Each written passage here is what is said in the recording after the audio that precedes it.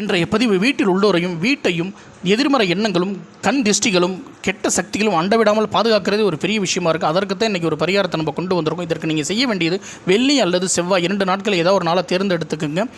முதல் நாள் வீட்டை சுத்தம் செய்துவிட்டு மறுநாள் காலையில் வீட்டு பூஜை அறையில் ஒரு விளக்கேற்றி வைங்க. சாம்பிராணி தூபம் தயார் செய்து வைத்துக் கொள்ளுங்கள். நான் இப்போ சொல்லக்கூடிய 2 பொருளையும் தயார் செய்து வைத்துக் கொள்ளுங்கள். அதாவது கிராம்பு, வீட்டில் கிராம்பு இருக்கும், அந்த கிராம்பு வந்து மிக்சியில் போட்டு பொடியாக்கிங்க. இல்லைன்னு சொன்னால் கடையில் கிராம்பு பொடின்னு கிடைக்கும், அதை வாங்கிக்கிங்க. பூண்டு தோலை வந்து தயார் செய்து வைத்துக் கொள்ளுங்கள். இது 2த்தையும் எடுத்துகிட்டு வந்து சாம்பிராணி தூபத்தில் முதல்ல சாம்பிராணியை போட்டுருங்க. அதற்கப்புறமா கிராம்பு பொடி 1 ஸ்பூன் போடுங்க, பூண்டு தோலையும் போடுங்க. போட்டு அந்த பூஜை அறை முழுவதும் இந்த தூபத்தை காமிங்க. அதற்கப்புறம் வீடு முழுவதும் ஒரு 10லேருந்து 15 நிமிடம் இது தொடர்ந்து காமிங்க.